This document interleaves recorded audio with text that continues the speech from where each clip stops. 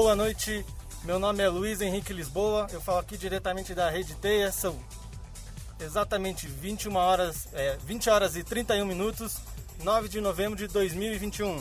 Boa noite, Luiz, aqui quem fala é Beatriz Bizan, estamos aqui diretamente dos estúdios da Universidade Positivo, na unidade Santos Andrade, em Curitiba.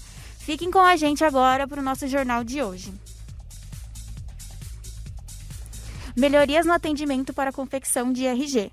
Restaurante vira ponto de encontro de estudantes. Estudantes da Universidade Positivo participam de talk show. Projeto entrega comida em praça em Curitiba. Polícia Civil promete melhorias no atendimento para a confecção do RG em Curitiba. A reportagem é por Ana Bavuti. Boa noite, Luiz. Boa noite, Beatriz. Boa noite. Depois de muitas reclamações referentes à dificuldade de emissão do RG em Curitiba, a Polícia Civil toma atitude e conta que irá dobrar o número de vagas mensais para o atendimento presencial a partir dessa terça, 9 de novembro. Serão 9.200 vagas por mês, enquanto atualmente são somente 4.400 vagas. Um dos principais objetivos é atender quem tem urgência para a emissão, como para emprego, questões médicas, negócios, viagens, entre outros. Com as novas vagas, não haverá necessidade de agendamento pela internet, exclusivos para esses casos. Os atendimentos dos casos de urgência serão feitos no posto central das 8 às 18 horas, por ordem de chegada. Segundo o delegado Marcos Michelotto, diretor do Instituto de Identificação do Paraná, estão deslocando diversas áreas para conseguir desafogar a demanda. Para Vinícius Almeida, pré-vestibulando, foi de grande dificuldade a emissão do seu novo documento, muito importante para uma nova contratação.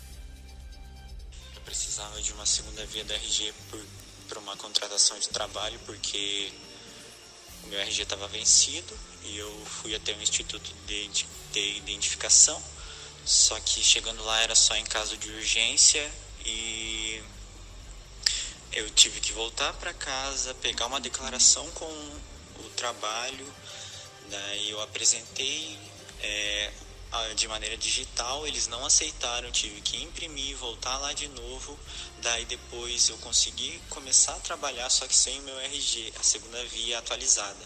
Só depois de 7 meses que eu saí da empresa eu consegui fazer meu RG. Já para Rafaela Olezinski, que precisava refazer sua identidade, a dificuldade não mudou muito, precisando ir 4 vezes para conseguir a emissão.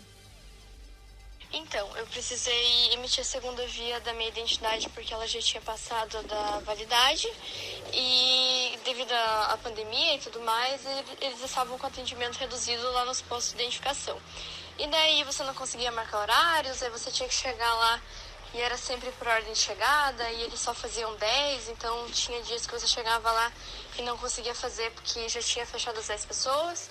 Tanto que eu precisei ir 4 vezes lá até conseguir realizar um procedimento para refazer o documento. E foi isso. Reportagem por Ana Bavuti. Muito obrigado, Ana. O restaurante Shinobis vira ponto de encontro dos alunos de jornalismo do segundo período noturno. A reportagem por Ana Pachenda. Boa noite, Ana. Boa noite. Após a última aula de radiojornalismo, os alunos sentiram dificuldade em encontrar lugares abertos para comer próximos à faculdade, quando encontraram um restaurante no Google. Foi muito bom ter encontrado o Shinobis, né? Um local tão acolhedor e que também a gente tem os momentos, né, de convivência, tanto com os nossos colegas aqui da faculdade, né, quanto com as pessoas que nós conhecemos lá. A gente sente muita falta aqui, né, disso próximo à faculdade, porque a faculdade é um lugar que a gente se encontra, né, e a gente às vezes tem horários vagos, horários livres, que seria pertinente a gente estender aí, né, a nossa convivência com os nossos colegas. João Schaubauer nos relata que, assim como isso estreitou os laços com seus colegas, ele e seus colegas conheceram alguns frequentadores do restaurante. Nay Vendramini, uma delas, nos conta um pouco mais sobre o local. Então, o Shinobis é um lugar muito foda, todo temático, tem karaokê, jazz dance aberto ao público. A galera é super receptiva, desde os atendentes até os clientes que frequentam o bar, bem localizado. O preço é justo, sem falar que dá para tirar diversas fotos, sempre tem novidades. Agora vai abrir um novo espaço, que provavelmente a sala vai ser acústica para o karaokê rolar até mais tarde. O espaço gastronômico expõe e vende itens de colecionador e ainda possui fliperamas e painéis especiais instagramáveis, inspirado em produções geeks, como Star Wars, Stranger Things e Harry Potter. O dono, Rogério Shinobi, sempre marca sua presença no karaokê, cantando várias músicas geeks. Rogério explica sobre o local e seu objetivo. Então, o Shinobis ele veio com o espírito de unir a cultura pop junto com a gastronomia. Então, ele é um ambiente onde você entra e você passeia, né, no multiverso da cultura pop. Você senta ali e já pede um Naruto, um lamen. Então, é um ambiente totalmente diferente, com atividades para tentar, né, quebrar um pouco dessa ideia da divisão, né? Porque a pandemia realmente nos trancou dentro de si, né? Então o Shinobis traz essa pegada mais para unir as pessoas, né? Principalmente a galera que tem o mesmo gosto pela cultura pop, né? Mas é um ambiente para todos, né? A gente tem muitas famílias e tudo mais. Então, essa é a ideia, né? Um ambiente de inclusão, incluir todos, né? Nessa cultura que é maravilhosa, que transforma a vida das pessoas, né? O Shinobi se localiza na rua Dr. Fraive, 507. Tem entrada gratuita e capacidade para 125 pessoas. O cardápio reúne itens que vão de R$12 a R$70, abrangendo hambúrgueres, petiscos, chopps e também opções vegetarianas. Opções gastronômicas também estão disponíveis para delivery, via iFood ou retirada no balcão. A reportagem por Ana Pachenda.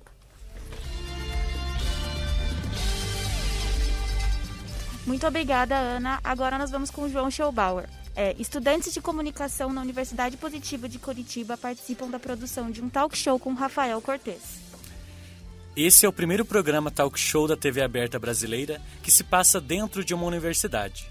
Esse projeto foi criado e é apresentado pelo humorista, jornalista e apresentador Rafael Cortez, e exibido pela TV Cultura. As gravações foram realizadas no campus Anália Franco, do Grupo Cruzeiro do Sul, localizado na cidade de São Paulo. As gravações aconteceram entre os dias 3 a 5 de novembro e contou com o auxílio de 15 estudantes de comunicação do grupo. Dos 15 participantes, 4 são do campus Santos Andrades de Curitiba.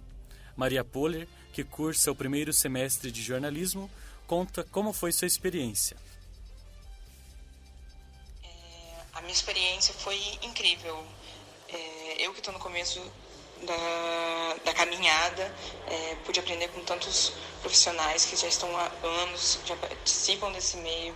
E eu que sempre assisti TV, sempre vi, sempre acompanhei muito, pude ver como é feito, como por trás das câmeras, sabe? Então, eu levo essa experiência assim para minha vida, de aprendizado, não apenas com os profissionais, mas também com as pessoas que estavam lá, que agregaram muito. Então, eu peguei um pouco de audiovisual, um pouco de cinema, tudo, e vou agregar na minha carreira jornalística. Além das universitárias, Leandro Bernardi, representante da Rede Teia, também participou do programa. Então, participar do talk show Matéria-Prima com o Rafael Cortez foi simplesmente a melhor experiência da minha vida, e pessoal, profissional, e eu não falo isso da boca para fora. A experiência, o tanto que você aprende lá com produtores, com o próprio Rafael Cortez, com cinegrafistas e com todo mundo que faz parte da produção, da direção, é algo surreal. Eu acho que todo mundo tem que viver uma experiência dessas um dia, e como eu fui pela Rede Teia cobrir isso de fora, ter um olhar jornalístico, foi algo que eu pude aproveitar até mais do que quem foi como aluno. As vagas disponibilizadas não envolveram remuneração ou ajuda de custo. ou seja, a participação foi voluntária e resultou em certificado de participação ao término do programa, além de uma experiência incrível para levar para sempre. A reportagem é de João Schellbauer. Volto com vocês aí no estúdio. Muito obrigado, João. Rafael Cortez é sensacional, com certeza é uma grande experiência para quem está começando agora, para quem está ingressando nesse mundo do jornalismo. Dando sequência então ao nosso jornal, Projeto Anjos da Madrugada entrega janta na praça. José Borges de Macedo. A reportagem é de Gabriela Souza. Olá a todos, boa noite. Na noite de hoje, ocorre na Praça José Borges de Macedo um projeto chamado Anjos da Madrugada. Este projeto, que é organizado pela Igreja Universal, entrega comida e prega para pessoas presentes, como explica o pastor Valdinei Neto. É um projeto que nós temos dentro da Igreja Universal, que é um trabalho realizado pela família EVG. O que é EVG? A família evangelística em todo o estado do Paraná. Terça-feira, em todo o estado nós realizamos esse projeto, onde nós levamos até eles uma palavra, uma oração e depois uma janta feita com toda a especialidade. É um projeto. A preparação da comida é feita pela equipe presente. Explica a Sharon Falcos, que auxilia na entrega das jantas. Então a gente vem aqui, daí as meninas da cozinha fazem a marmita, né? Que a gente sempre traz arroz, feijão, polenta, uma carne, né? Daí o pastor faz oração, e daí a gente conversa com as pessoas, né? É gratificante o que a gente está fazendo para Jesus, né? Então, Caso tenha interesse em participar, este projeto ocorre todas as terças-feiras, a partir das 8 horas da noite. Reportagem por Gabriela Souza. Muito obrigada, Gabi. É muito interessante esses projetos que têm como objetivo ajudar as pessoas que estão precisando no momento. E agora, para dar continuidade aqui no nosso jornal, vamos chamar a nossa repórter Jéssica Faria para nos dar um pouco mais de informações sobre o trânsito em Curitiba no momento. Boa noite, ouvintes da Rádio Teia. Nesta terça-feira, dia 9 de novembro, o trânsito em Curitiba segue tranquilo na maioria das regiões da cidade, com alguns pontos de trânsito mais intenso, como na região da Linha Verde, próxima à estação Vila São Pedro, que está com o trânsito moderado, mas após esse trecho o fluxo segue normal. Podem haver pequenos atrasos nos trechos seguintes devido ao horário, mas logo se estabiliza no restante da avenida. Aqui é Jéssica Faria e já voltamos com mais informações sobre o trânsito. Muito obrigado, Jéssica.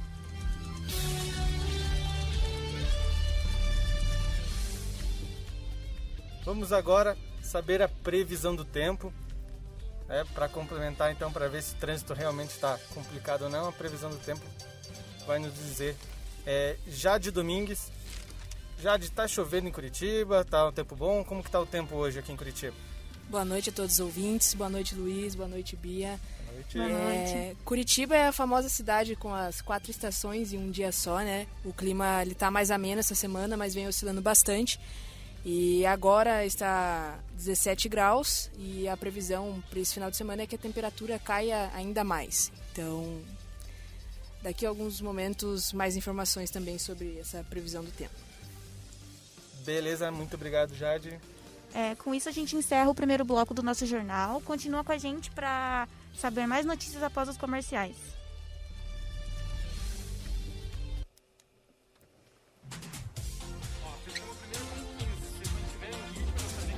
Você está ouvindo a Rádio Teia, a rádio do curso de jornalismo da Universidade Positivo. Se você tem problemas com a bebida ou conhece alguém que tenha, procure Alcoólicos Anônimos através dos telefones 41-3222-2422 ou 41-3323-3649 ou ainda no site www.alcoolicosanonimos-pr.org.br. Agora você pode falar com a Copel usando o tablet ou o smartphone. Com o aplicativo Copel Mobile, você pode consultar débitos e desligamentos programados, registrar falta de energia, atualizar dados cadastrais, entre outras facilidades. O atendimento é imediato e gratuito pela internet. Acesse o site www.copel.com e instale agora mesmo no seu aparelho o aplicativo para sistema Android e iPhone. Copel, pura energia. Governo do Paraná.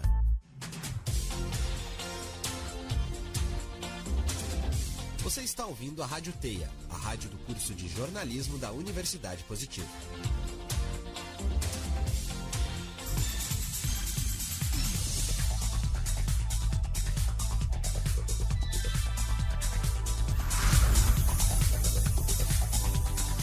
É isso aí, boa noite, estamos de volta com o Jornal da Teia. Meu nome é Luiz Henrique Lisboa e agora são exatamente 20 horas e 47 minutos. Uma semana bastante movimentada, um final de semana bastante movimentado no futebol brasileiro. Então nós temos algumas informações interessantes sobre o assunto. Muito boa noite, Beatriz. Boa noite, Luiz. Sejam bem-vindos de volta, os ouvintes. Obrigado por continuarem aqui com a gente na Rádio Teia. Vamos agora às manchetes do nosso segundo bloco do jornal. Uma criança de 9 anos é ameaçada após pedir camisa de jogador. Coritiba perde a liderança da Série B. Atlético fecha com meia uruguaiano. Homenagens para Marília Mendonça continuam. Eternos da Marvel lidera a bilheteria esse final de semana. Agora, criança de 9 anos é ameaçada e se retrata na internet após pedir camisa de jogador em partida válida pelo Campeonato Brasileiro. A reportagem é por Pedro Ferreira. No último clássico na Vila Belmiro entre Santos e Palmeiras, uma cena inusitada chamou a atenção de torcedores e jogadores presentes no estádio. Bruninho, uma criança de 9 anos, pedia pela camisa do goleiro Jailson, titular da equipe palmeirense durante a partida válida pela 30ª rodada do Brasileirão. Após o apito final, o goleiro se dirigiu ao setor em que Bruninho e seu pai estavam localizados e entregou a camisa ao garoto, ato que gerou confusão com torcedores santistas que estavam próximos dos dois. Porém, tudo foi controlado pela polícia militar presente no estádio. Nesta terça-feira, Bruninho postou em seu Instagram um vídeo pedindo desculpas à torcida santista e informando que, se necessário, devolveria a camisa ao goleiro, para que parassem de mandar ofensas e ameaças a ele e sua família em suas mensagens privadas. Confira a mensagem de Bruninho. Desculpa se alguém se ofendeu, que eu peguei a camisa do Jailson. É que eu gosto muito dele e também eu gosto do Everton, por causa que ele é da seleção brasileira. Eu não sou palmeirense, é que eu gosto muito do Jailson, eu não sou palmeirense, eu sou santista. Eu fui em todos os jogos de 2019 e agora eu tô tentando perder esse tempo que eu não fui na Vila. Aí, eu não sou palmeirense, eu sou santista. Sempre eu apoiei o Santos no momentos mais difíceis, sempre eu estava junto com o Santos. Me perdoa se alguém se ofendeu.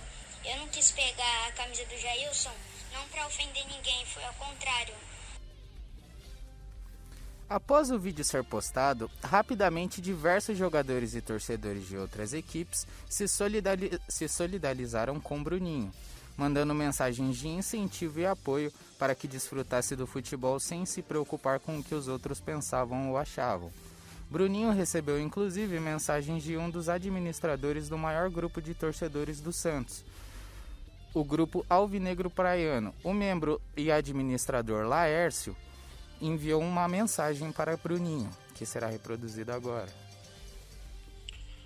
Com relação a esse episódio que aconteceu com o garoto lá na Vila Belmiro, eu sou santista desde criança, torço pelo meu time, adoro o Santos, mas acho muito idiota e muito imbecil os torcedores que fizeram isso com o garoto. Primeiro, talvez seja, ele quase não vai na Vila Belmiro.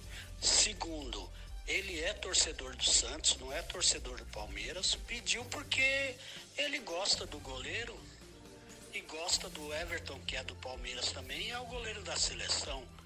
Acho isso ridículo, muito feio, e abomino que a torcida, não só do Santos, mas qualquer torcida brasileira, faça isso com uma criança. Seja não só com uma criança, mas com qualquer torcedor. Torcer é uma coisa, ser adversário é uma coisa, agora ser inimigo é outra. Isso é o abomino por qualquer coisa. Além do apoio dos próprios torcedores, Bruninho recebeu mensagem de jogadores e celebridades como Neymar, Casimiro, Diego Tardelli e Gabigol. Em nota, a equipe alvinegra informa que entrou em contato com Moisés, pai de Bruninho, para minimizar os problemas causados em sua última visita ao estádio, o convidando para assistir a próxima partida do time nos camarotes da Vila, além de convidá-lo para conhecer o CT Rei Pelé.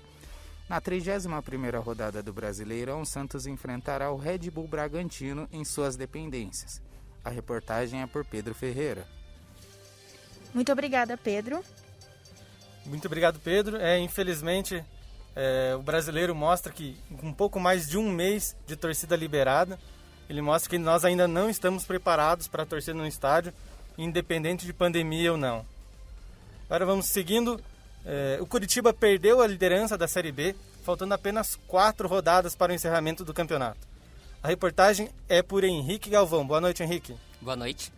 O clube curitibano, que estava liderando a Série B, perdeu para o Náutico por 2-1, e com isso foi ultrapassado pelo Botafogo, que venceu o Vasco por 4-0. O time já vem de alguma inconsistência, com algumas derrotas e empates indesejados. O torcedor René Augusto comenta sobre. Né? Mas, pelo menos da minha parte, já era esperado, porque o time já vinha de uma inconsistência, né? Faltou com confiança, perdeu pro Cruzeiro, perdeu pro Vasco. Então, pelo menos na minha visão, eu sou um pouquinho mais cético, né? Não sou aquele torcedor fanático, já era esperado. E se continuar nessa inconsistência, pro futuro, eu vejo o Coxa perdendo o título. Eu acho que ainda tem chance, ainda dá para brigar, mas eu consigo ver o Coxa não sendo campeão e ainda ficando numa terceira colocação. O Coxa possui 61 pontos, um a menos que o Botafogo. Os últimos 4 jogos do Curitiba são contra Goiás, Brasil de Pelotas, CSA e Ponte Preta. Desses 4, 2 são no Couto Pereira e 2 são fora de Curitiba. Alguns torcedores se mantêm otimistas, como o Cris Fervenotti, que comenta sobre. Bom, infelizmente, com a perda no último jogo para o Náutico, né, de 2-1, infelizmente nós perdemos a liderança no campeonato, mas acredito que isso não é um fator que vai influenciar no nosso desempenho, né? Acredito que o Coxa ele vai conseguir se restabelecer, conseguir seguir em frente. E tenho boas expectativas no jogo contra o Goiás, amanhã, né? Acredito que vamos conseguir sim um bom resultado. E ao final do campeonato, acredito que nós com certeza vamos subir, né? E acredito que faremos um bom desempenho nesse último final de jogo. Durante todos os 34 jogos que já se passaram, o Curitiba ganhou 17, empatou 10 e perdeu apenas 7. O Coxa é o único clube paranaense da 2ª divisão que ainda tem chances de acesso e título. Reportagem por Henrique Galvão. Muito obrigada, Henrique. Infelizmente, a gente não pode ter sempre só resultados positivos. Às vezes, algumas ocorrências negativas acontecem mesmo. Mas, enfim, seguindo aqui o nosso bloco esportivo, Atlético fecha com o volante uruguaiano Pablo Siles. A reportagem é por João Mockiva. Boa noite, Luiz. Boa noite, Beatriz. Então, o Atlético anunciou recentemente a contratação do volante uruguaio Pablo Siles. O jogador assinou o contrato válido até 2025. O jogador de 24 anos pertence ao Danúbio, porém estava emprestado ao Clube do Vitória. O meia Davi Terans teve grande influência na contratação de Pablo, pois já foram companheiros de clube no Danúbio em 2018. O volante revelou que, ao falar para Terans sobre a proposta, o meia lhe falou para não ter dúvidas em aceitar a oferta, que o clube o ajudaria a crescer muito em sua carreira. O torcedor André Costa comenta empolgado sobre a contratação do volante. Pablo Siles foi uma ótima contratação do Atlético, e o que motiva bastante nós torcedores é o entrosamento que ele tem com o Terans pelo fato de terem jogado junto no Danúbio. E além de tudo, é um jogador para uma posição que a gente precisa bastante, que é volante. Apesar do time estar em 2 finais, é nítido que fator de não ter um volante de ofício é algo que muitas vezes em alguns jogos pesa para os torcedores, faltando aquele cara que seja da posição mesmo. Então Pablo Silas pode ser um cara que vai trazer muitas alegrias para os torcedores atleticanos, além de ser um cara consideravelmente jovem, né, com 24 anos, e algo que motiva bastante para as próximas temporadas. O clube paranaense desembolsou cerca de 3,5 milhões de reais pela contratação da jovem promessa uruguaia. Desses 3 milhões, metade já foi pago ao Vitória. Como as inscrições para o Campeonato Brasileiro, Copa Sul-Americana e Copa do Brasil já se encerraram, Pablo só poderá atuar com a camisa rubro-negra na próxima temporada. O jogador já foi registrado no BID da CBF e é o 8º jogador contratado pelo Furacão em 2021. Lembrando que o Atlético tem jogo válido pela rodada 31 do Campeonato Brasileiro contra o Ceará, amanhã, às 6h30 da tarde, no estádio Joaquim Américo. João Mocva para a Rede Teia. De volta com vocês no estúdio. Muito obrigado, João. O Atlético, mais uma vez, mesmo estando em 2 finais, já se preparando para a temporada seguinte, né, para a temporada de 2022, e com certeza vem muito forte novamente. Essa semana começou marcada por homenagens e lembranças à cantora Marília Mendonça. A reportagem é de Maria Poller. Boa noite, Maria. Boa noite, vocês aí no estúdio. Mesmo após 5 dias do falecimento da cantora sertaneja, as homenagens não param. A goianiense, que faleceu precocemente na sexta-feira em um acidente de avião em Caratinga, era muito querida e deixa saudade para todos. Programas como a de Casa, Altas Horas, que passam no sábado, e Domingão do Hulk, Fantástico, Domingo Espetacular no domingo, Ana Maria e Fátima segunda, e outros também dedicaram boa parte de seus programas para trazer mais informações sobre o caso e também contar sua história, trajetória, mensagens e despedidas de amigos, artistas e fãs. Homenagens foram prestadas também em seu túmulo, onde admiradores continuam a levar flores. O sentimento é apenas um, de tristeza, que é como é o caso do Caio, estudante de jornalismo. Nossa, mano, eu tô muito triste, sério. Perder a Marília Mendonça, assim, pra mim é algo inacreditável. Parece que a ficha não caiu ainda, tá bem difícil. Eu sou muito fã dela, sempre fui desde o começo da carreira. E quando eu soube da notícia, assim, chorei muito, me abalei muito. E tô tentando levar. Ainda não tive a coragem de colocar pra escutar uma música dela no meu celular, porque eu sei que eu vou chorar ainda. Mas eu quero levar esse legado, porque ela é a rainha da sofrência, sempre vai ser. Ela sempre trilhou a minha vida e vai continuar trilhando. Então, não quero deixar de ouvir, mas ainda preciso do meu tempo pra voltar a ouvir ela com felicidade e não com tristeza. A também fã, Ana Vancheski, adiciona. Meu, que merda, tipo, às vezes, assim, tipo, não dá pra acreditar que aconteceu. Fico em choque, mano, mas... Ai, muito triste, tipo... Imagina toda a família dela, mano, ela tinha 26 anos. Tipo, ela era muito nova, tipo, ela tinha a carreira inteira pela frente, ela tava no auge da carreira. Nossa, uma pessoa incrível, assim, humilde, sabe? Nossa, um bebezinho, ela tinha um filho, bebê, não tinha nem 2 anos. Imagina essa criança, assim, vai crescer sem mãe, sabe? E, nossa, ninguém esperava, né, tipo... Foi um acidente, mas todas as pessoas que estavam com ela, tipo, morreram também. Ai, acho... Nessa terça-feira, ocorreu no programa da Record A Fazenda, os peões que não têm contato com o mundo exterior e assim não sabem o que aconteceu, cantaram a ausência, hit da cantora, e o participante Bill, que foi segurança dela, perguntou para o cantor Thiago se ele conhecia ela. Pelo Instagram, seu último namorado se manifestou e pediu respeito ao seu momento de luto. A cantora Maraísa, grande amiga, também publicou um texto em apoio ao irmão de Marília Mendonça. Gustavo Henrique e Juliano publicaram uma carta em sua memória. Esses foram alguns dos manifestos que são familiares e que devem continuar a acontecer. Obrigada, gente. Reportagem por Maria Poller. Muito obrigada, Maria. Infelizmente, essas são notícias e homenagens que a gente, infelizmente, está tendo que receber, né? Não queríamos que fosse isso que acontecesse. Mas, agora, continuando com o final de semana, o novo filme Eternos, da Marvel, lidera as bilheterias com 19,9 milhões de vendas em 2 semanas. A repórter é Geise Gabriele. Boa noite, Geise. Boa noite. O filme, lançado no dia 4 de novembro, estreia em primeiro lugar na bilheteria nacional. O filme foi visto por mais de 1 milhão de pessoas e gerou uma renda de 19,9 milhões. Os Eternos fazem parte de uma raça modificada geneticamente pelos deuses espaciais, conhecidos como Celestiais. O filme é dirigido por Chloe Zhao e conta com um elenco com Angelina Jolie e Harry Styles. Rafael Gonçalves, fã do universo Marvel, comenta um pouco sobre o filme. Bom, minha opinião sobre Eternos é que ele deu um ótimo início para a nova era da Marvel, pois ele conseguiu trazer uma explicação sobre a origem da humanidade, não só da humanidade, mas de outras espécies, de outros planetas que existem, que vimos durante todas as eras que a Marvel trouxe. Colocou um questionamento em que quem realmente é o vilão da história. Outro fã, Marco Antônio, comenta sobre o filme. Na minha opinião, achei o filme bom. Sim, pelo filme ser da Marvel, eu esperava um pouco mais de cenas de ação, né? Tem bastante personagem, mas pelo tempo de duração do filme dá pra mostrar bem, tipo, a história e as habilidades de cada herói. Reportagem de Geise Gabriele.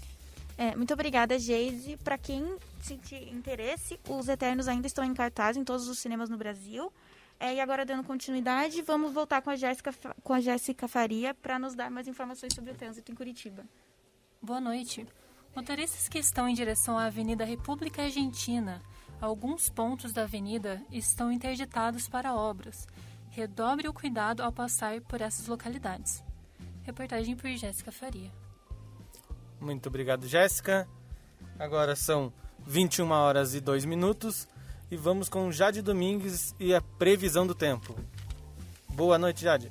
Boa noite, Luiz. Bom, como eu tinha comentado, né, a temperatura ela tá mais amena nesses últimos dias e a previsão para essa madrugada, segundo o INMET, o Instituto Nacional de Meteorologia, é a possibilidade de chuvas isoladas aí, com a probabilidade de 50%. E dos próximos dias, Curitiba não vai passar dos 18 graus aí da máxima.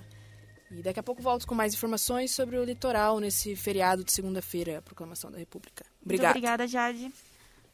Com isso a gente encerra o segundo bloco do nosso jornal. A gente tem mais um bloco, então continuem aí com a gente e a gente volta após os comerciais.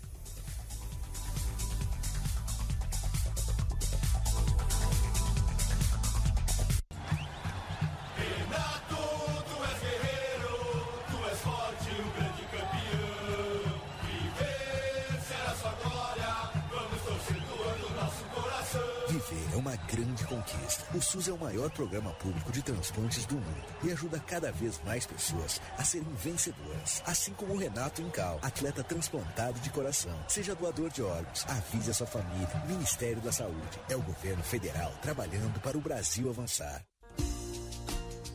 Cuide bem do seu melhor amigo. Ter um animal de estimação é responsabilidade. Por isso, lembre-se, é importante sinalizar a presença de cães e prender os animais. Quando alguém precisa de acesso ao quintal durante o dia, mantenha o portão trancado para evitar que os cachorros escapem. Assim, você cuida do seu melhor amigo e ainda ajuda o trabalho da Copel e de outras empresas. Copel Pura Energia. Governo do Paraná. Energia na medida certa.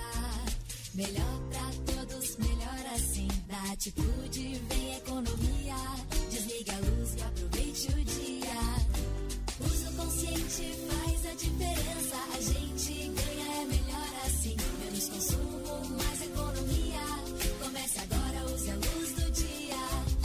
Aproveite todo o conforto que a energia oferece, mas evite o desperdício. Copel Pura Energia. Governo do Paraná. Rapaziada, vamos entrar pra vencer, sem perder o fôlego. Se nós chegamos até aqui, é porque superamos desafios. Vamos com tudo.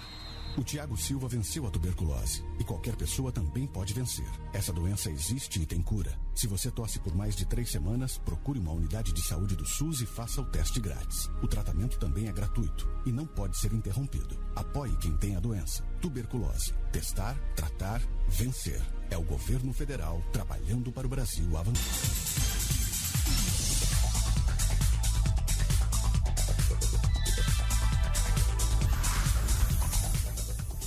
É isso aí, estamos de volta com o Jornal da Teia, esse é o último bloco. Meu nome é Luiz Henrique Lisboa, eu estou com Beatriz Bizan e agora são exatamente 21h06. Bem-vindos de volta, vamos dando continuidade. Um ataque de onças pintadas no Parque das Aves deixa mais de 170 flamingos mortos em Foz do Iguaçu. A reportagem é de Júlia Estevan. Oi, gente, boa noite aos nossos ouvintes. Então, 2 onças pintadas mataram um total de 172 flamingos no Parque das Aves nessa madrugada de terça-feira, dia 9. Eram 176 aves no total, restando somente 4. A mãe e o filhote de onças pintadas pularam a cerca e invadiram o recinto dos flamingos chilenos e africanos por volta da meia-noite. A mãe estava ensinando seu filhote a caçar. O morador de Foz do Iguaçu, Leandro Anjos, conta a sua reação quando soube do ocorrido. Acho que a minha reação, tal qual a da maioria, foi de pleno espanto, porque afinal os animais estavam aqui desde 1995 e durante todo esse tempo nunca houve um acidente dessa magnitude, nunca houve a presença das onças dentro do parque, então essa chacina não era algo que era esperado ou sequer estava no imaginável de todo mundo que mora na região e que frequenta o parque, é claro. Em nota de esclarecimento no Instagram do parque, os administradores do local lamentaram o acontecido e explicaram que muitas vezes as aves morrem de susto antes mesmo de serem atacadas. Isso se chama miopatia de captura. A equipe veterinária do local ainda está fazendo autópsia para identificar a causa da morte dos animais. A moradora de Foz defende que a segurança do parque deveria ser reforçada. A moradora se chama Maria Eduarda Menezes.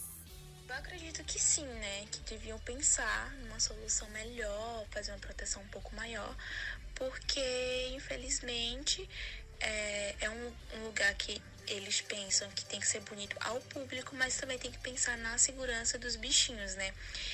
Por exemplo, os passarinhos ali no Parque das Aves, eles estão bem guardados. Ali realmente não tem como ninguém chegar perto das aves, né? Nada.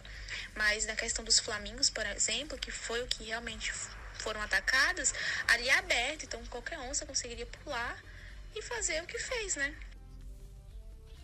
O filhote tinha 1 ano de idade, fazem que são ensinados a caçar. Em 27 anos do Parque das Aves, isso nunca aconteceu. Os funcionários tomam todos os cuidados de segurança e lamentam o ocorrido. Reportagem por Júlia Estevam. Muito obrigado, Júlia. É realmente uma notícia bastante interessante, hein? Um pouco até engraçada, né? Ser uma coisa toda aberta, assim, sem segurança para os próprios bichos, né? Mas, felizmente, aconteceu. Jovem procurado há 20 dias foi encontrado pela PRF. A reportagem é com Priscila Paim. Boa noite, Priscila. Boa noite. O rapaz de 27 anos, que é diagnosticado com esquizofrenia, foi encontrado na BR-277 em São José dos Pinhais. Nessa terça-feira, 9, os policiais rodoviários federais encontraram o rapaz. A família estava desesperada, sem saber nenhuma notícia do filho. Não sabiam mais onde procurar. Já haviam buscado em hospitais e até no Instituto Médico Legal. Foi divulgado nas redes sociais e então a PRF recebeu um telefonema informando que um jovem com as mesmas características do que estava desaparecido transitava na rodovia, na Serra, em sentido litoral. Os policiais o encontraram. Ele estava bem de saúde, com fome e algumas queimaduras do sol. A família foi avisada e foi ao encontro do jovem. Reportagem por Priscila Paim. Muito obrigada, Priscila. Agora vamos com o João Schobauer falando sobre Goura ameaça deixar o PDT se deputados votarem a favor da PEC dos precatórios. Boa noite, João.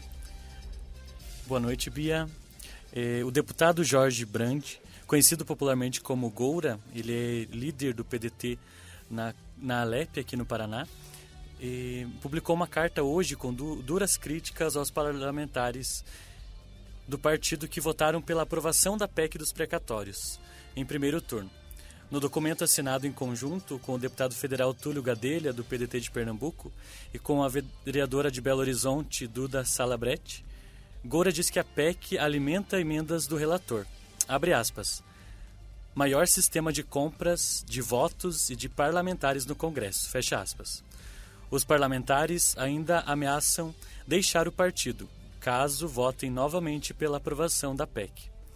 Para os parlamentares que assinaram o documento, a PEC dos precatórios é criticada pela direita e pela esquerda, mas agrada parlamentares que olham para o próprio umbigo e para o dinheiro que receberão. Abre aspas. À direita e ao mercado financeiro, a PEC desagrada por permitir estourar o teto de gastos públicos.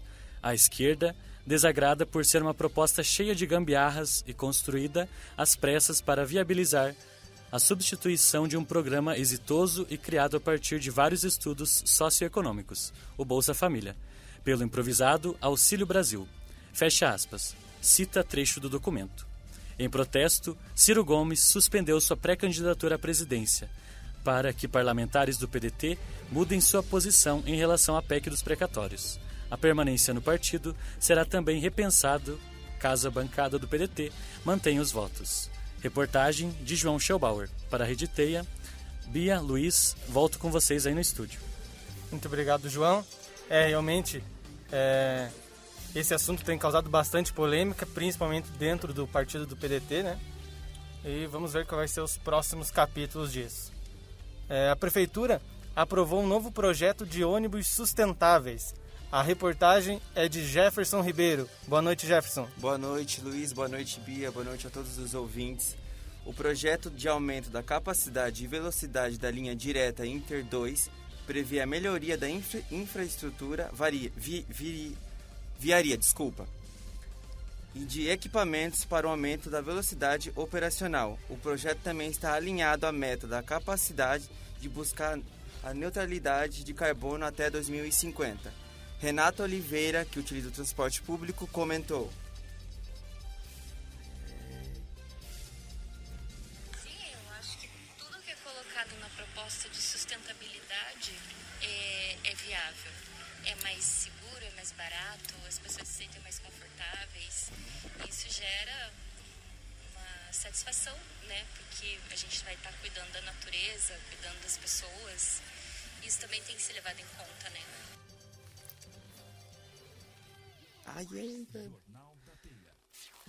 As intervenções de mobilidade vinculadas ao novo Inter 2 e tem potencial para gerar 34,8 postos de trabalho em Curitiba. O cobrador de ônibus Alex Dias deu seu depoimento. Nossa, tem que fazer isso aqui toda hora. Esse aqui é o BO. O planejamento do governo, o dono do estabelecimento, é bem-vindo, entendeu? Principalmente nós que somos do sistema e principalmente os passageiros, entendeu? Na questão de deslocamento, entendeu? Então, se vai vir uma linha, a gente está falando novos terminais, novos tubos, para nós vai ser bem-vindo. E ele complementou. Complementando a conversa, que está se falando muito do aquecimento global, né? Não só na questão dos veículos motorizados, mas como as grandes indústrias, né? A queima de gás carbônico, entendeu? Então isso daí, quanto mais pessoas, cabeça pensante, evitar ao máximo, entendeu? Nessa situação do aquecimento global é bem-vindo, entendeu? Porque isso aí é o futuro que o mundo vai ter que tomar uma certa situação, uma reação, entendeu? Reportagem por Jefferson Ribeiro para os estúdios para Beatriz e Luiz. Muito obrigada, Jefferson. Agora vamos começar com a nossa fase natalina, né? Com as festas de fim de ano chegando. A maior árvore de Natal de Curitiba terá 22 metros de altura e 54 mil pontos de luz. A reportagem é por Ana Pachenda. Curitiba iniciou a montagem da mais alta árvore natalina do Natal de Curitiba, Luz dos Pinhais 2021. Ela teve sua estrutura finalizada nesta terça-feira 9, em uma ilhota artificial do Lago do Parque Barigui. Nos próximos dias, a estrutura de 22 metros de altura irá receber os 54 mil pontos de luz LED na cor verde, que irão proporcionar uma bela imagem do reflexo da árvore na água do anoitecer. A atração é uma das mais disputadas por quem busca uma selfie com o clima natalino da capital. O Espaço Verde também irá sediar o Caminho de Luz Copel Telecom, um circuito de carro que vai começar no portal de acesso com entrada pela BR-277 e seguirá por um percurso de 1,4 km até Cândido Hartmann. Durante o percurso, várias atrações interativas, inclusive com realidade aumentada, poderão ser acompanhadas de carro. O circuito ainda terá de luz e uma segunda árvore, que irá finalizar o trajeto na Cândido Hartmann. Reportagem por Ana Pachinda. Muito obrigado, Ana. Chegando, então, às datas mais importantes, né, do ano. É uma data bastante legal. Vamos, então, agora direto com a Jéssica Faria para saber as informações do trânsito de Curitiba. Boa noite, Jéssica. Boa noite. Hoje a noite de Curitiba promete um trânsito calmo e sem maiores problemas no percurso. Para você que estiver passando pela Avenida 7 de Setembro, encontrará um pouco de atraso no trecho próximo à Praça do Japão, porém nada de alarmante. Uma ótima noite a todos e dirijam com cuidado. Muito obrigada, Jéssica. Agora nós voltamos com a Jade, com a previsão do tempo aqui para a gente saber como que vai estar o tempo nesse feriado de segunda-feira. Vamos com a Jade. Bom, Bia, para esse feriado a temperatura para Curitiba ela segue dessa mesma forma, vai cair um pouco. E para quem vai viajar aí para o litoral do Paraná também não é muito animador. A probabilidade de chuva de sexta-feira até segunda, que é o feriado de fato, fica ali entre 90% todos esses dias. Mas a temperatura ela vai oscilar entre 19 a 24 graus, então dá para aproveitar e descansar também, tirando essa parte da chuva. E é isso. Obrigado, Luiz. Obrigado, Bia. Reportagem por Jade Domingues. Muito obrigada, Jade. Obrigado, Jade. Felizmente, mais um final de semana com chuva, né? Mas com isso nós vamos encerrando, então, o nosso terceiro e último bloco do Jornal da Teia. Muito obrigado pela atenção de todos que estavam ligados. Muito obrigada. Aproveitem o feriado, mesmo que não seja na praia. Descansem, se agasalhem, fiquem em casa por causa da chuva. E muito obrigada pelos ouvintes.